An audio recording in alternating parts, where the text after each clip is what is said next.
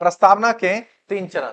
पहला जो है संविधान के स्रोत यानी सोर्स ऑफ कॉन्स्टिट्यूशन की बात कह रहा है। दूसरा आता है स्वरूप यानी फॉर्म ऑफ कॉन्स्टिट्यूशन की बात कर रहा है। तीसरा आता है संविधान के उद्देश्य मतलब ऑब्जेक्टिव ऑफ कॉन्स्टिट्यूशन की बात कही जा रही है। तो पहला जो शब्द लिखा गया है सोर्स ऑफ कॉन्स्टिट्यूशन में, वहां एक टर्म का प्रयोग किया गया है, हम भारत के लोग यानी we the people of India की बात कही गई है। We the people of India. जब बचपन से आप स्कूल जाते होंगे ये सब प्रस्तावना तो पढ़ते ही होंगे, हम भारत के लोग भारत को पढ़ते होंगे ना। और अभी भी ये स्लोगन स्कूल में चलता है, सरकारी स्कूल जाओगे तो ये स्लोगन अभी भी फेमस है। ठीक है, तो वहां एक टर्म यूज किया गया, हम भारत के लोग यानी we the people of India. यहां क्वेश्चंस बनेगा सोर्स ऑफ कॉन्स्टिट्यूशन से किसका पता लगा सकते हैं? तो सोर्स ऑफ कॉन्स्टिट्यूशन से एक शब्द का मात्र पता लगा सकते हैं,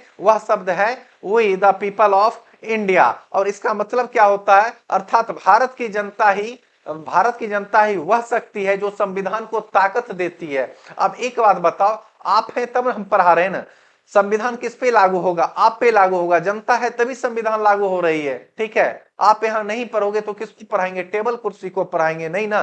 तो आप हैं तभी हम इतने एनर्जी के साथ पढ़ा रहे हैं और आप इस चीजों को समझ रहे हैं। तो आप हैं तभी आप पे ही संविधान लागू होता है। संविधान पेड़ पौधा पे लागू नहीं होगा, आप पे ही लागू होगा। यानी अर्थात भारत की जनता ही वह शक्ति है जो संविधान को क्या करती है?